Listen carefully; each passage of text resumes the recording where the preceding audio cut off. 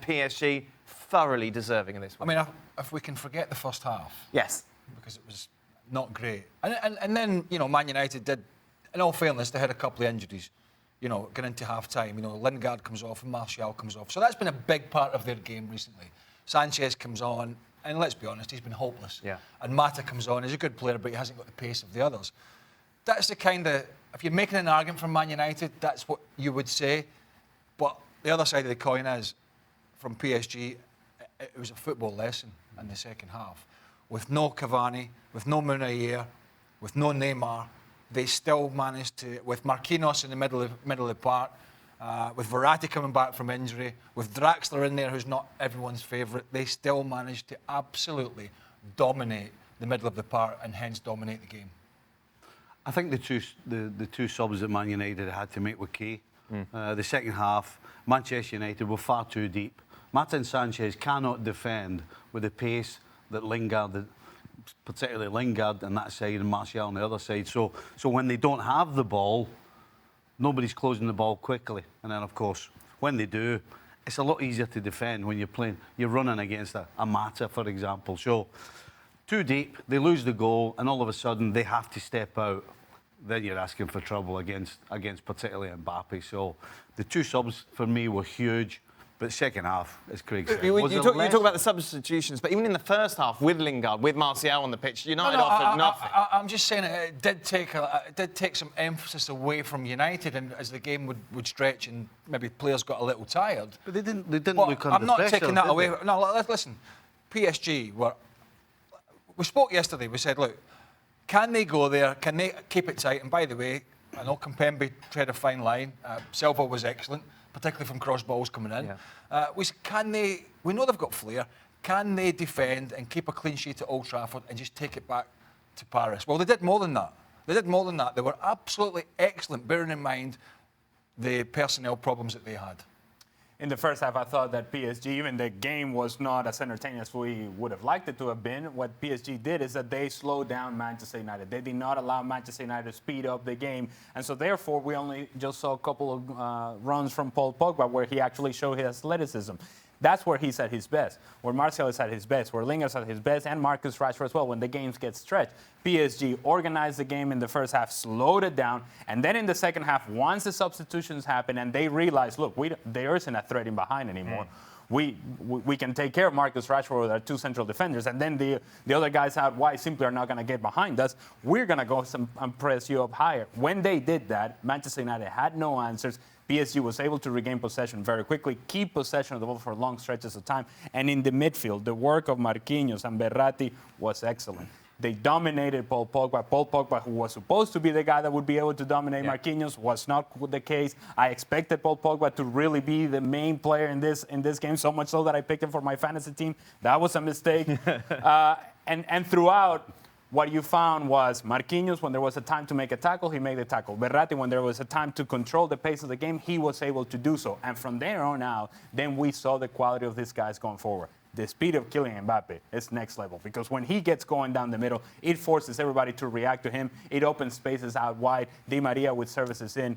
PSG, excellent throughout the game, and in particular the second half. But I think we saw the difference between a side who, are trying to punch that hole in the Champions League for the first time, even with the injuries, and a reality check for Man United, who, taking nothing away from a great run in the Premier League and in the FA Cup, was a big step up, and I think we saw that. And for those, not discussing Solskjaer's job off the back of a defeat, but for those wondering just how big a job it is going to be, even with all the wins in the Premier League against the Fulhams and the teams like that, and okay, win against Tottenham, is there's the difference, even between a depleted Paris Saint-Germain. So if we're bridging that gap to the Cities and the Liverpools, then I think that was a big eye-opener for a lot of people at that football club. I think we fell into the trap as well. Generally, everybody thinks PSG is Cavani, Mbappe and Neymar. I think we didn't give them enough. They actually have great football players who can pass the ball, who can keep the ball, who can change the game with a bit of pace as well when you still have Mbappe. So I think we underestimated what PSG is all about. It's not just about the front three. We saw that in this game. Do we give United a pass then? Because it's against PSG? Because on paper, PSG have got better players? No, because they were poor.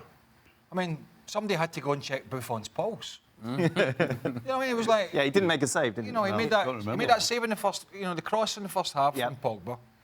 And then he had a picnic. I mean, he really did. And that's credit to the defence and the midfield. Ali mentioned Marquinhos and Verratti. I mean, Verratti picked an injury up again. Yes. So, you know, they've had a lot. But I wouldn't give United a pass because today they were outplayed, but it was an opportunity. It was a huge opportunity with the tide it had turned in terms of their performances and the issues that PSG had, and they were poor. They were just poor. We talked about Paul Pogba and the change that he has made, clearly, since Mourinho's left. However, on a big stage like tonight, he didn't really show up, not when he was really needed, and then he gets himself sent off stupidly at the end. Yeah, and so when you want to talk about giving Manchester United a pass, this is exactly the reason as to why we say no. They don't get a pass because the reaction of the players was not what it needed to be and what the stage called for. So when Ashley Young should have been thrown out of the game, when Paul Pogba is thrown out of the game, it tells you that these are players that feel like the game is getting away from them and their reaction is one of frustration. They're late to the ball. They're late to challenges. They can't quite get a hold of the ball. Paul Pogba today was certainly not the player that we have seen over the last month and a half.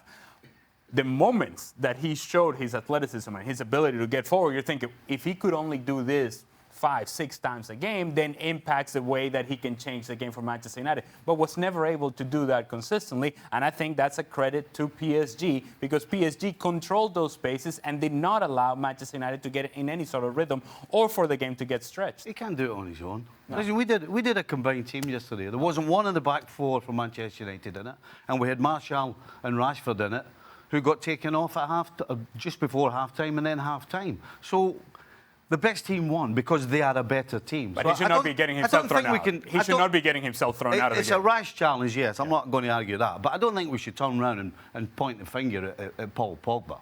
I just don't see that at all. They got beaten by a far better team, and we found out exactly where Manchester United are.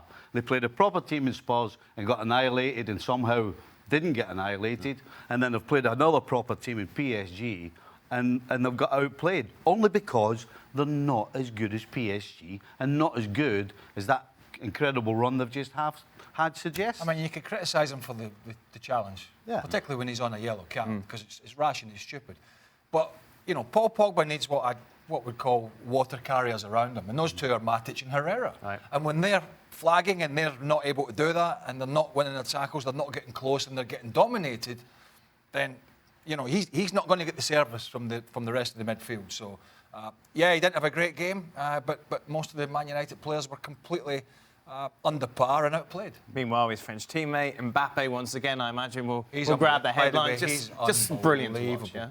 Oh, I mean, playing out of position, probably touched the ball 5 times properly, and every single time he looked as though he was going to do something. I mean, the guy's just a special player. He's quicker than anybody else. He's smarter than anybody else. I mean, you name it. He's younger than anybody else. Younger than, I mean, you name it. Must be horrible. Yeah, there's something to be said about just raw, incredible physical ability. In the second goal, when Di Maria gets a hold of the ball, Mbappe is maybe 10 yards behind Bailly. And he just goes full sprint, splits the two center backs, and gets there for the tap-in. You can only do that if you got that sort of speed. But he's able to use it in the moments in which he feels that he can exploit those spaces, and he does it so very well. And that goal showed how smart he is. Yep. Because he knew he had to hold his run just for a split second, and he had the brains to do it, and that's how he ends up getting the goal. I've always said that I don't think anybody would ever get close to the stats of Messi and Ronaldo. But if he stays fit and he brushes up on his finishing, because he can always get better in the final third, because that's where those two have been absolutely immense, hence the stats and the goals, then he's probably the one player in the world, being a teenager over the next 10, 12 years, that he can push that. I mean, that's how good this guy is. He's an incredible talent. It's all natural as well. Yeah. Should we take a look at the odds then to make it through to the next round after that result? Manchester United 16-1, PSG 40-1 on I don't know anything about odds, but that looks like PSG's favorite. How do you prepare for the game, Stevie, from a United point of view? I think in some ways it's easier for United because right now United, no question, are a team that has to start in a good defensive shape and position and then use the pace of Martial, Rashford, etc. to go forward and score goals. That's what they've done in this incredible run in every game. They've had a good starting position and then they've won the ball early on and got after teams. So that's the only thing they can do. But they've been doing it since Solskjaer got there, so it's kind of same old for them. But they'll prepare as normal because in their minds, they'll still think they can do it. Right. There's no way Solskjaer's walking in the dressing room and saying, right, it's over, lad. I mean, it's 2-0. It's highly unlikely. I don't think it's going to happen.